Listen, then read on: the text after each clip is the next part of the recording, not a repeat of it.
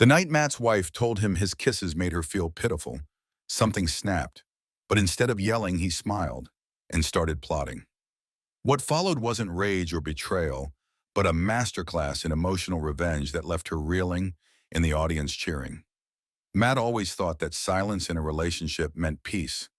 He didn't realize silence could also mean war, cold, calculating, and quiet. It started on a Wednesday night in Austin. Matt came home late from work, another 12-hour day managing chaos at a tech startup, and the second he stepped into their apartment, he knew something was off. Not new, just worse. Emily was on the couch, her eyes glued to her phone, thumbs scrolling like it was a job. The TV blared some reality show she wasn't even watching. Matt dropped his bag, loosened his tie, and leaned down to kiss her neck, just like he always used to. Without looking up, she recoiled. "God, Matt, your kisses just make me feel sorry for you," she said flatly. Then louder, like it was rehearsed. "Can you just back off?" It wasn't anger. It was dismissal, contempt without effort. He straightened up, stunned. The woman he'd loved for 8 years didn't even look at him when she cut him down. No yelling, no slamming doors. Just indifference. And that stung more than anything. He grabbed his keys without a word. "Where are you even going?" she called out, half irritated, half amused. He didn't answer. The door clicked shut behind him. Matt didn't head to a bar or a hotel. He went to Rick's, his best friend since college, the kind of guy who didn't ask questions unless you wanted him to. Rick handed him a soda, flipped on the Cowboys game, and said nothing. That silence? That was peace. That night, something shifted. Matt didn't explode. He didn't confront Emily or demand apologies. Instead, he went silent too, but with purpose. The next morning, he left for work early. No goodbye, no coffee poured for her like he used to. Just a locked phone and a long gym session after hours. He came home late, ate alone, slept in the guest room. No fights, no conversations. Just space. Emily noticed. At first, she poked. "Out late again, huh?" she said one night, arms crossed, watching him grab a water from the fridge. "Got a secret life now?" He didn't even look up. Yep, living it. No argument, no sarcasm, just disinterest. That's what scared her most. Their apartment became a ghost town, shared spaces, separate lives. And still, Matt said nothing. He wasn't trying to win her back. He wasn't trying at all. This wasn't sudden.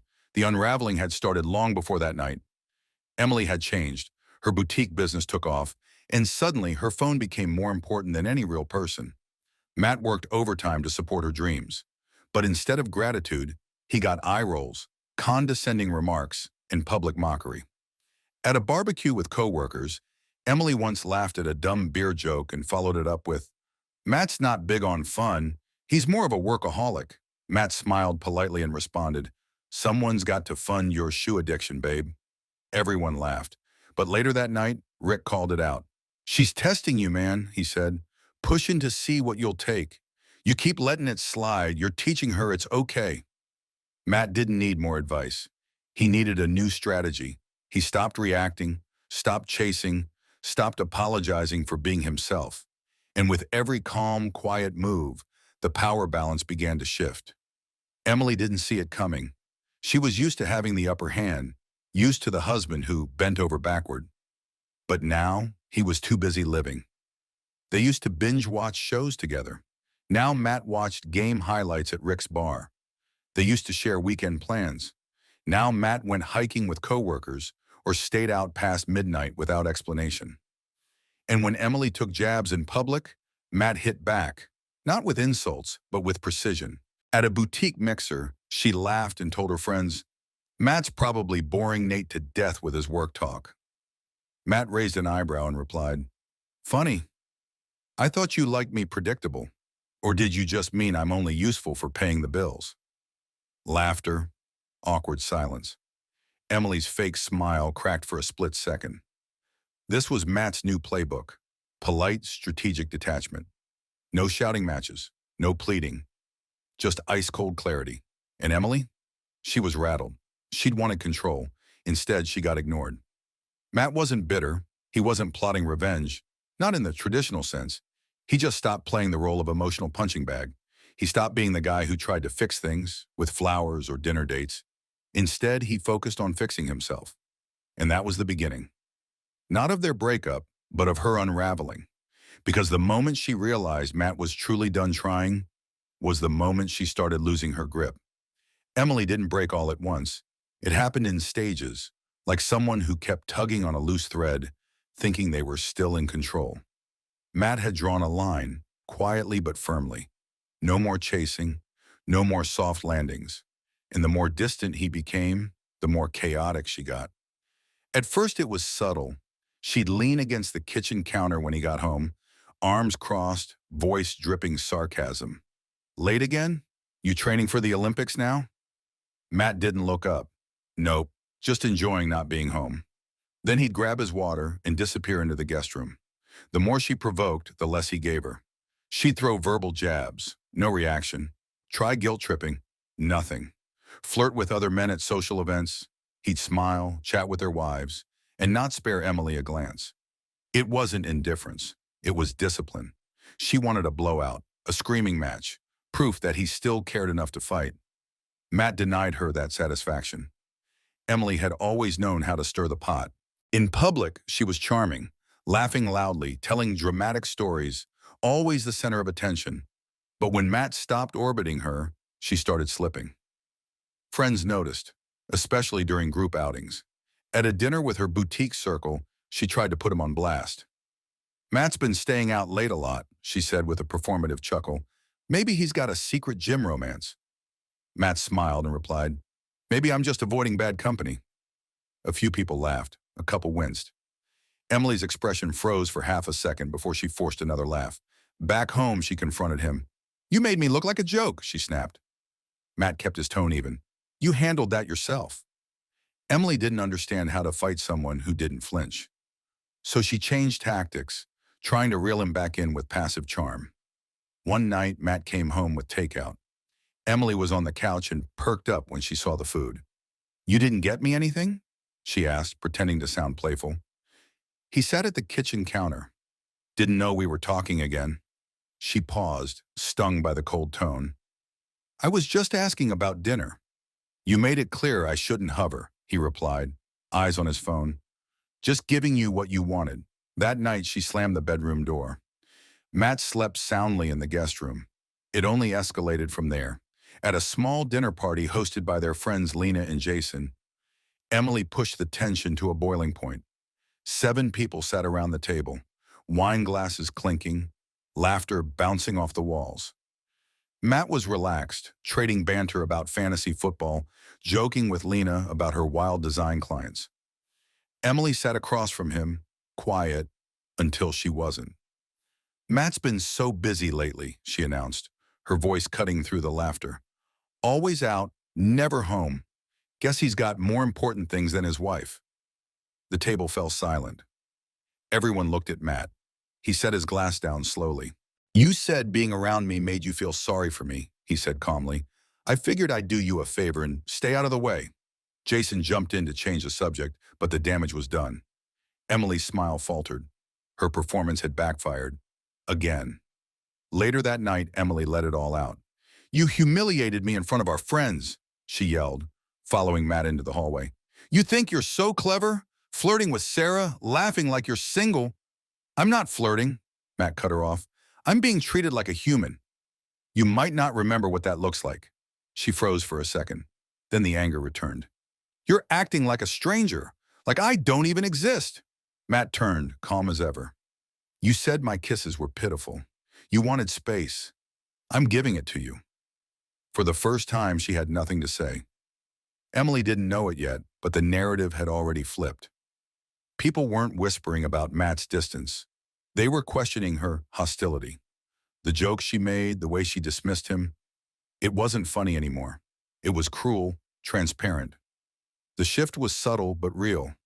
Sarah, a graphic designer Matt met through Lena, started inviting him to trivia nights, hikes, casual get-togethers. Matt always went, not to make Emily jealous, but because it felt good to be around people who didn't walk on him. One night after a trivia night win, Matt came home just after midnight. Emily was pacing the living room. You think this is normal? She snapped. Coming home whenever you want? Acting like I don't matter? Matt dropped his gym bag by the door. You spent the last year treating me like a burden. Now you want to talk about what's normal. You're punishing me, she hissed. No, he replied. I'm just done pretending you didn't mean the things you said. She called him pathetic. She called him cold. She called him everything except what he really was. Done. The next weekend, Lena held a fundraiser for an animal shelter. Live music, open bar, a silent auction. Matt showed up, talked tech with a few guests, and placed a few bids. Emily made her entrance later, all charm and small talk, pretending everything was fine. Then came the final public misfire. Near the dessert table in a small group, she joked, Matt's probably itching to leave. He hates these things. People, noise, fun. Matt turned to her slowly. You're the one who said I'm pitiful, remember? I figured I'd stop ruining your fun. Someone nearby muttered, Yikes. Emily flushed red and walked off. That night at home, she exploded. You're out of control, she screamed. Everyone saw you flirting, being a jerk, throwing my words back at me. Matt said nothing at first, then quietly, You showed everyone who you are. I just stopped covering for it. Emily stared at him, stunned, and for the first time scared. Because this wasn't the Matt she used to know. This was a man who had nothing left to prove and nothing left to lose. Emily thought she still had control. Even after the fundraiser, after the looks, the whispers, the growing distance, she thought Matt was bluffing. That he'd come crawling back like before, apologizing for things he didn't do, begging for a connection she no longer valued. But Matt wasn't bluffing. He wasn't angry. He was finished. The night after the fundraiser, the gloves came off. You think this is some big win? Emily shouted. You embarrassed me in front of everyone, flirting with that Sarah chick like I don't exist. Matt took off his jacket slowly, hung it on the hook. His voice was calm, steady. You spent months humiliating me in front of friends, co-workers, anyone who'd listen. But the second I stopped protecting your image, I'm the villain. She stepped toward him, eyes flashing. You're my husband. You don't get to act like some single guy, making me look like a fool. Matt looked her dead in the eye. You called me pitiful. You laughed at me, dismissed me, undermined me. I stayed, tried to fix it, and you spat on every effort. You wanted space. You got it. Her voice cracked. You're twisting everything. I didn't mean it like that. Yes, you did. And even if you didn't, you said it. You treated me like a joke, and now I'm done playing. Emily backed away, as if realizing she'd lost control of the narrative. She tried to soften. So what now? You're just walking away? No, Matt said. I'm making space for peace. He walked to the bedroom, pulled out her suitcase, and started packing. Matt, don't. Please, we can fix this. He didn't stop. You didn't want a husband. You wanted someone to belittle. That's not me anymore. She tried again. This is just a phase. We're both stressed. No, he interrupted. You were stressed. I was supportive. You were cruel. I was patient. And now I'm done. She followed him down the hallway, voice rising again. You're throwing away everything. He zipped the suitcase. No, I'm throwing away the part of me that accepted being treated like trash. She stood frozen as he placed the suitcase by the door. I'll file tomorrow. You're free, but not in this house. Her voice dropped to a whisper. You don't mean it. I do, Matt said. For the first time in years, I do. He walked to the guest room, shut the door, and locked it. Emily slept on the couch that night, or tried to. The silence wasn't cold. It was final. Something had shifted that couldn't be undone. The next morning, Matt was gone before sunrise. Gym, coffee, law office. By the time he returned, Emily had packed the rest of her things. Claire was waiting outside in her car. Emily paused by the door, looking back one last time. You're really doing this? She asked. Matt nodded once. Take care, Emily. She waited, hoping for a flinch, a crack, a second thought. She got nothing. He watched her go, the same way you watch someone walk out of a burning building, relieved it's over. She left without another word. Matt stayed in the apartment for a few more weeks. It was quiet, peaceful, a little too big. So he downsized, found a modern one-bedroom near work, minimalist, walkable, efficient, just like his new life. He filled it with small wins, early mornings at the gym, late nights at the bar with Rick, hiking trips with coworkers, trivia nights with Sarah, who kept things light and never asked for more than laughter. He wasn't dating, he wasn't healing, he was living, fully, freely.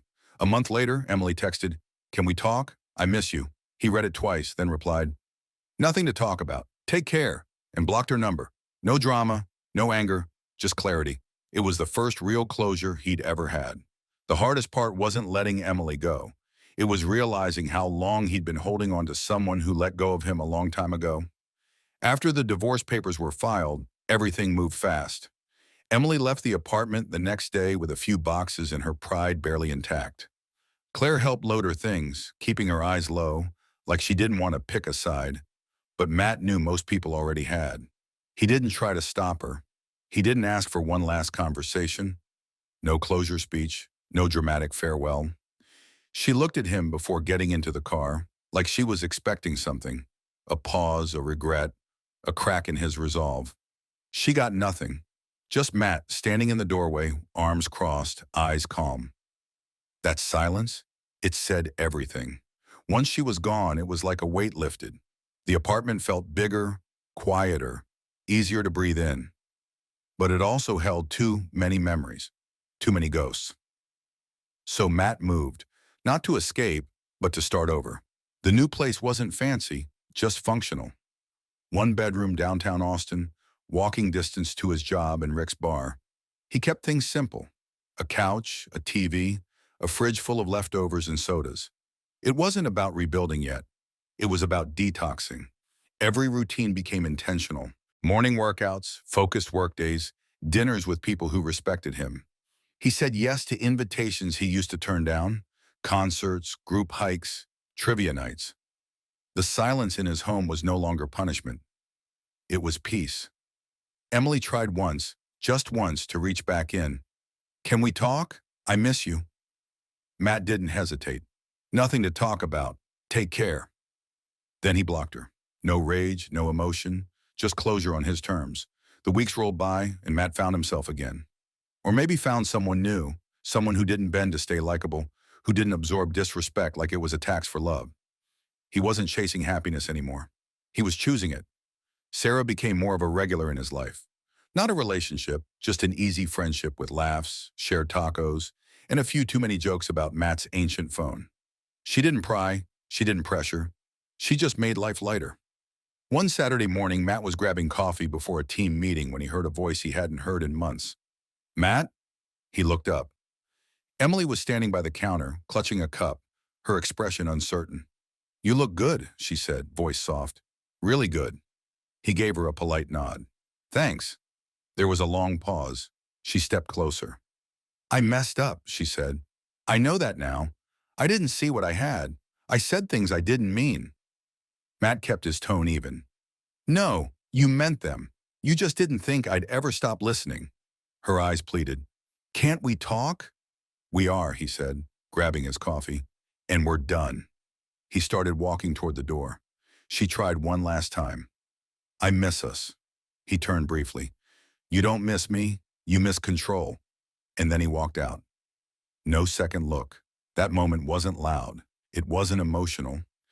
It was freedom. From then on, things were simple.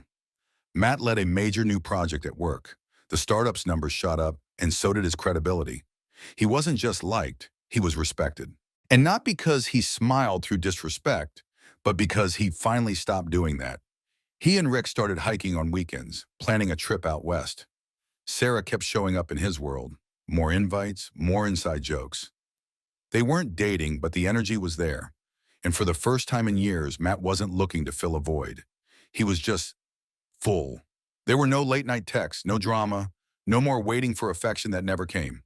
Life became steady, balanced, honest. And for the first time in a long time, Matt liked the man he saw in the mirror. 6 months after the divorce, Matt's life wasn't just different, it was better.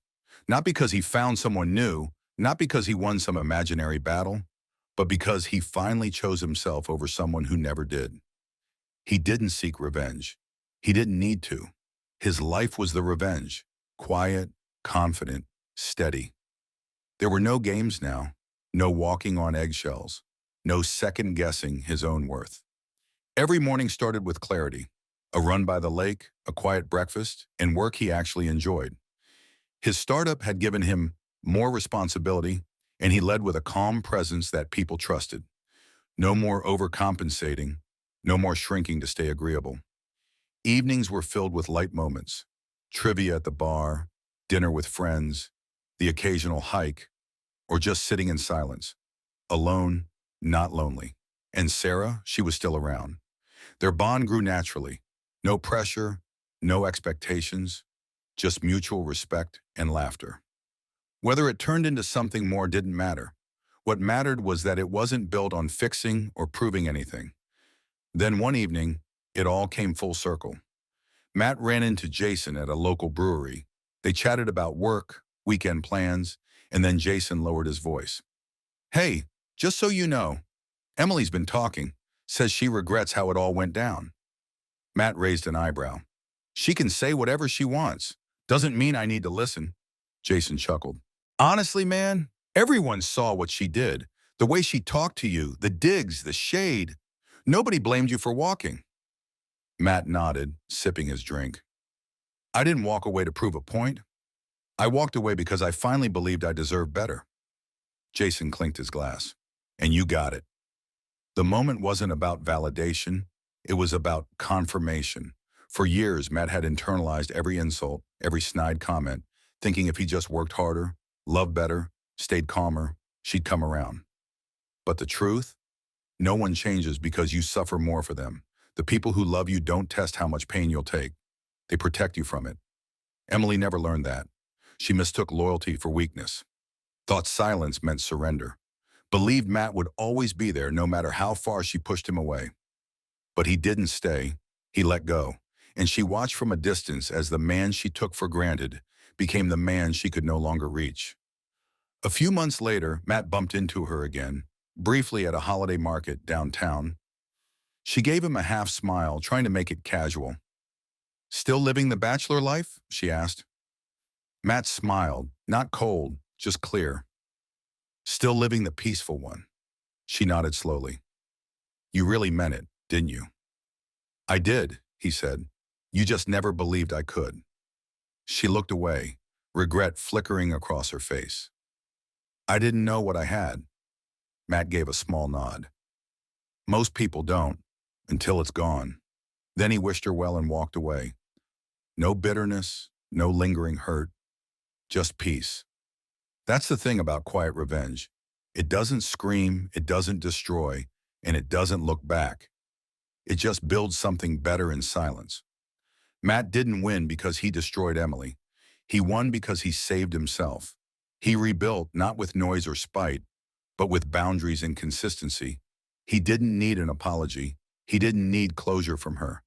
He gave it to himself the moment he stopped needing her to change. His story wasn't about heartbreak. It was about clarity. Because when you finally know your worth, you don't accept less from anyone, even someone you once loved. And when you live like that, every step forward feels like justice.